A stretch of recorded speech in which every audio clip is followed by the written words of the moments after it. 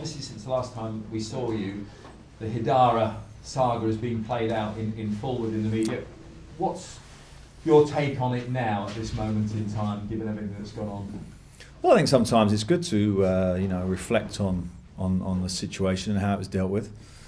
I feel particularly aggrieved, I think, about the fact that we ain't got professional linesmen in the Premier League. With the money and finance we have, there should be that should be a team. I'll be very interested to know how often Mark Housey, the referee, has worked with the two linesmen on the day, because I think that they should have a team that travel around together and work together and therefore can trust each other 100%, because that's where it fell down. From the perspective of Wigan, these things are always contentious. You can understand managers wanting to protect their players and the club. Have you received an apology, or the player received an apology from Wigan? No, I don't think so, and I've been a little bit surprised at the manager and the chairman's comments about that it was a fair challenge. I mean, I think everybody else could see that it wasn't, but that's opinions, and I can understand them wanting to defend their player. I'd be interested to know what their opinion would have been if it was Cheick-Tioté on McCarthy, their outstanding young midfield player. But it is what it is. It's done, and we move on to another game. How quickly can you expect to see him back in a Newcastle shirt?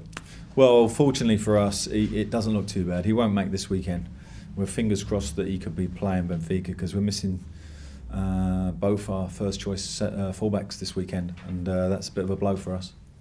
Huge game, obviously, away at Manchester City. Their manager said he's given up on the title today. Is that a bit of kidology? Does his players feel deflated because he said that? Is that a good time for you to play them? How do you work it all out? I probably said it to rile his players, I should think, to get a reaction out of them, and to try and win the last 8 and see where it leaves them. That's not a bad policy from him.